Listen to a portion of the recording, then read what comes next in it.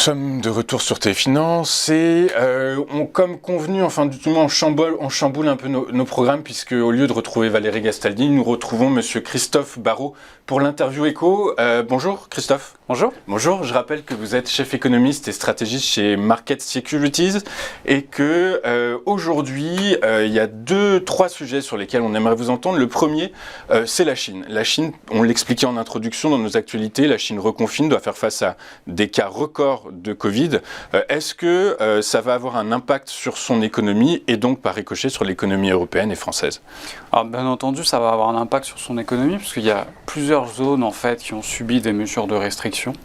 Donc plus ou moins importante, mais on a quand même un confinement localisé à Shenzhen, donc c'est la province du Guangdong. Il faut quand même savoir que cette province, c'est un peu plus de 10% du PIB chinois. C'est approximativement entre 20 et 25% des exportations de la Chine. Donc il va y avoir un impact forcément en Chine, mais aussi potentiellement sur l'ensemble de la chaîne de valeur, parce que c'est une zone relativement exportatrice.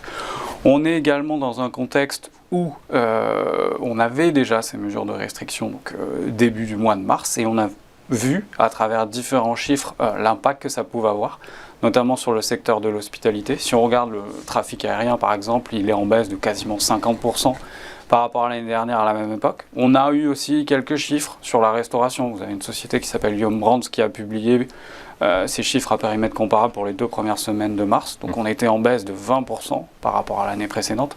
Donc on a déjà un impact sur l'activité chinoise et il y aura forcément des répercussions via la chaîne de valeur sur d'autres pays, donc l'Europe, les États-Unis, mais dans une moindre mesure. Ok, très clair. Vous parlez des États-Unis, donc aujourd'hui la grande information, l'information principale, c'est la décision de la Fed sur le rehaussement ou non de ses taux directeurs. Le marché, le consensus anticipe une hausse de 25 points de base, de 0,25%. Ceci étant, on est quand même dans un environnement où le chômage est très bas, où l'inflation est record, où les taux sont négatifs, où on assiste à la fin du quantitative easing. La BCE va lancer son programme de réduction de son bilan, de la taille de son bilan. Est-ce que finalement les 0,25%, ces 25 points de base sont finalement pas suffisants? Alors, il y a un compromis pour la Fed à avoir. La difficulté, c'est faire face à un choc inflationniste, parce qu'on avait effectivement, par exemple, sur les derniers chiffres, une inflation à 7,9% en rythme annuel en février. On sait très bien que le chiffre sera beaucoup plus élevé en mars, puisqu'il y a un choc sur toute la partie énergie, alimentation. Donc ça, forcément, ça va se retrouver dans les chiffres. Mais vous avez quand même aussi des pressions à la baisse sur l'activité économique. Aujourd'hui, les ménages sont relativement pessimistes. On a eu un sondage qui a été publié vendredi dernier, c'est des niveaux qu'on retrouve généralement dans des zones de récession. Donc la Fed doit faire un petit peu face à un dilemme entre la croissance d'un côté, et donc potentiellement l'emploi, et l'inflation de l'autre. Et sachant l'incertitude qu'il y a aujourd'hui, que ce soit sur la crise en Ukraine, que ce soit sur les problématiques en Chine de Covid, mais qui pourraient revenir, que ce soit en Europe ou que ce soit aux États-Unis, voilà, le compromis, ce serait 0,25. Maintenant, on peut se dire aussi que dans un monde où il y a un peu moins d'incertitude sur ces plans-là et où la croissance tourne toujours entre 0 et 2% dans ce contexte-là, ce sera peut-être plus 0,25, mais on changerait de braquet et on ira au-dessus à 0,50. D'accord, très clair. Est-ce que vous l'évoquez en surface, mais est-ce que le conflit en Ukraine peut influer sur la politique monétaire de la Réserve fédérale américaine?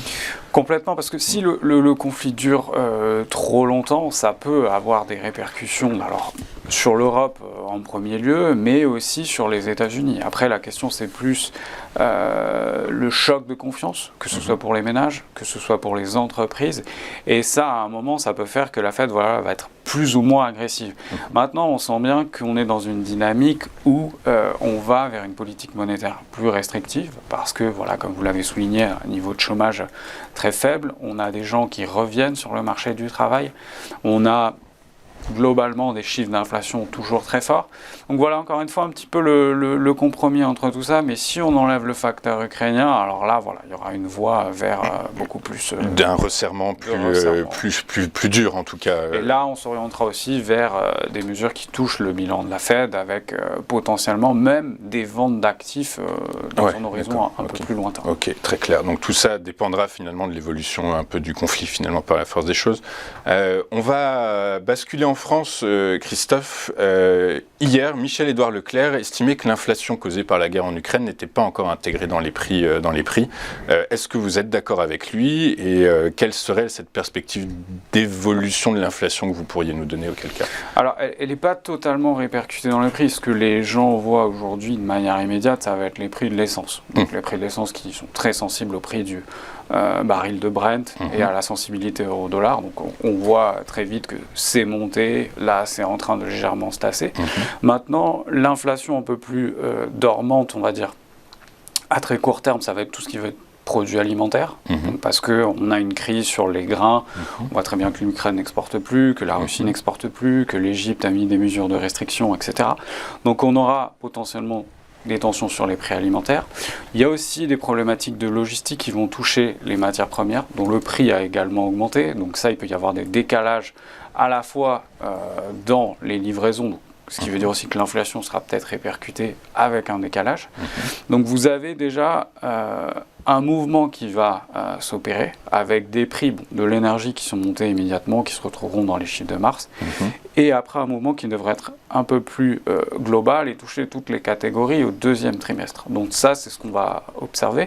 Maintenant, il y a une question sur on va dire le moyen terme, à savoir est-ce que ces hausses sont suffisamment élevées pour que les ménages demandent derrière des hausses de salaire et que ça crée une boucle prix-salaire essentiellement centrée sur les ménages donc, qui ont des revenus les plus faibles et qui sont le plus exposés prix de l'énergie, prix de l'alimentation. Ok, très clair. Mais dans ces cas-là, si les salaires augmentent, les entreprises ne vont pas vouloir répercuter ces hausses de salaire dans leurs prix par la force des choses? Le risque, justement, ce serait à moyen terme, c'est de voir est-ce qu'on a un début de boucle prix-salaire, mais plutôt orienté sur les salaires des personnes, les ménages qui ont les salaires les plus bas. Donc c'est un peu ce qu'on a observé déjà aux États-Unis, au Royaume-Uni, en Allemagne aussi, qui a en Allemagne aussi, où on a de 25%, je crois. On a un début de mouvement. Et donc ça peut être vraiment un point important dans la conduite de la politique monétaire par la suite. Donc ça, c'est plutôt un phénomène qu'on regardera deuxième partie de l'année, mais pas forcément tout de suite. D'accord, oui, c'est ça. Vous dites fin T2 2022, éventuellement début deuxième semestre, en gros. Oui, plutôt deuxième semestre pour voir les demandes qu'il peut y avoir des salariés. Ok, très clair. Merci beaucoup, Christophe, d'avoir été avec nous ce matin. Je rappelle que vous êtes stratégiste et chef économiste chez Market Securities. Merci beaucoup. On va marquer une pause et on se retrouve tout de suite après avec les produits de bourse et Valérie Gastaldi. À tout de suite sur Téléfinance.